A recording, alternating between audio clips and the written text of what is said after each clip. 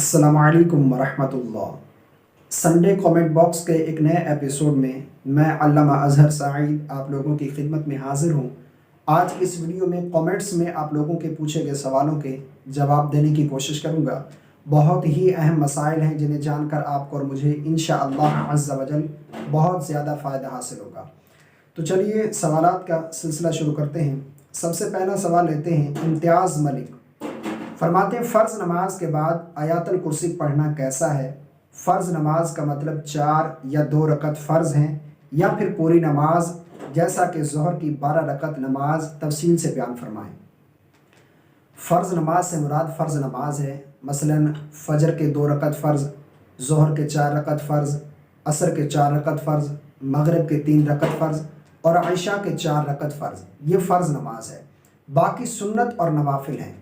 और रहा मसला कि फ़र्ज़ नमाज के बाद आयातुल कुर्सी पढ़ना कैसा है, तो बहुत ज़्यादा फजीलत है इसकी, पढ़ना चाहिए। अगर पढ़ेंगे तो बहुत ज़्यादा अजर व सवाब मिलेगा। अगला सवाल है इस्लाम जी ट्रू।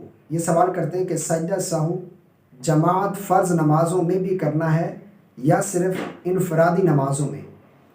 अगर फ़र्ज़ नमाज में जमात करा रहे हैं इमाम और इमाम से गलती हो गई तो इमाम पर भी सजदा साहब लाजिम होगा।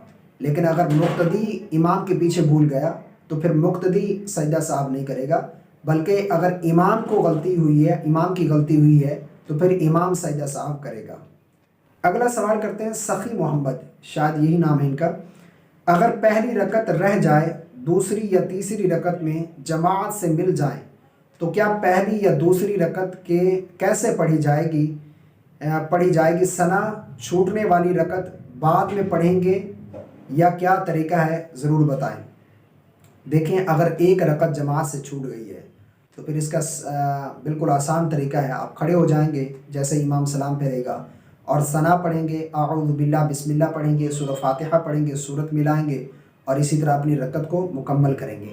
अगर 2 रकतें छूट गई हैं तो फिर भी यही तरीका है जिस तरह 2 रकत पढ़ने का तरीका है, यानी जैसे इमाम सलाम फेरेगा तो खड़े होंगे और पहली रकत में सना पढ़ेंगे और उसके बाद फिर सूरह फातिहा आऊज़ु बिल्लाह बिस्मिल्लाह के बाद और फिर सूरत मिला के एक रकत मुकम्मल हो जाएगी। फिर दूसरी रकत में भी सूरह फातिहा और सूरत मिलाकर अपनी 2 रकतें मुकम्मल करेंगे। तो ये आसान तरीका है अगर 1 या 2 रकत जमात से रह जाएं तो।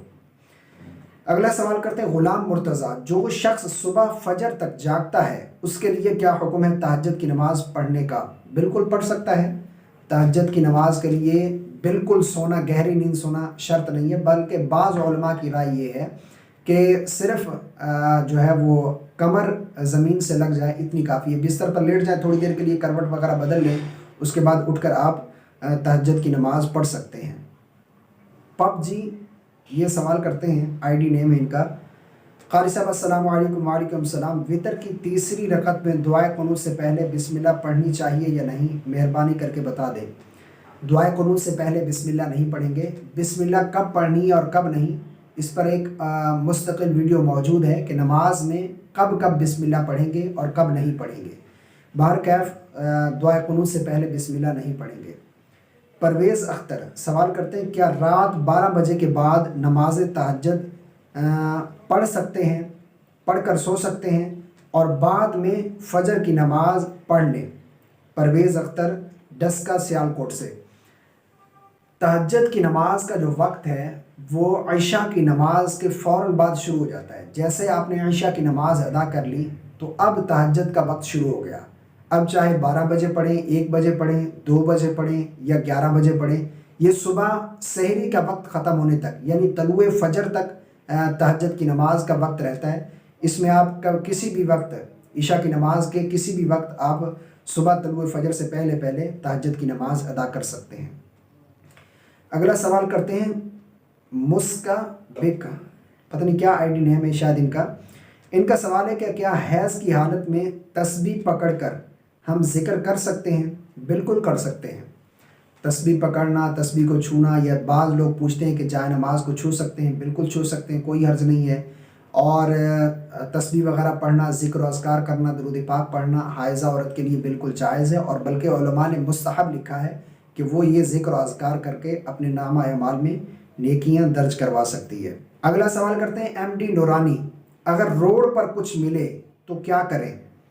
اگر روڈ پر کوئی چیز آپ کو ملی ہے، کوئی رقم ہے یا کوئی سامان ہے، کوئی چیز ہے، کچھ بھی آپ کو ملا ہے، تو اب آپ کے لیے حکم یہ ہے کہ پہلے تو آپ اس کے مالک تک وہ چیز پہنچائیں، یہ آپ کے لیے ضروری ہے، اعلان وغیرہ کرائیں، لوگوں کو بتائیں۔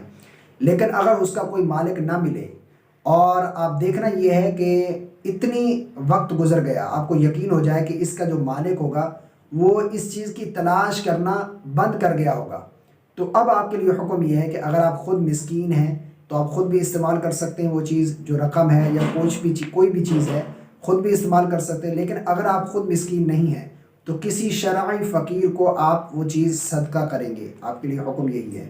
اگلا سوال کرتے ہیں عمیر مرزا، سوال ان کا، اگر ہم فرض نماز پڑھیں تو کیا یہ ٹھیک ہے یا نہیں؟ باقی سنت نوافل نہ پڑھیں یا پڑھنا ضروری ہوتے ہیں؟ پلیز بتا دیں۔ سنت بھی پڑھنا ضروری ہے، جو سنت موقدہ ہیں ان کو بغیر کسی شرعی عذر کے چھوڑنا یہ مناسب نہیں ہے، بہتر نہیں ہے۔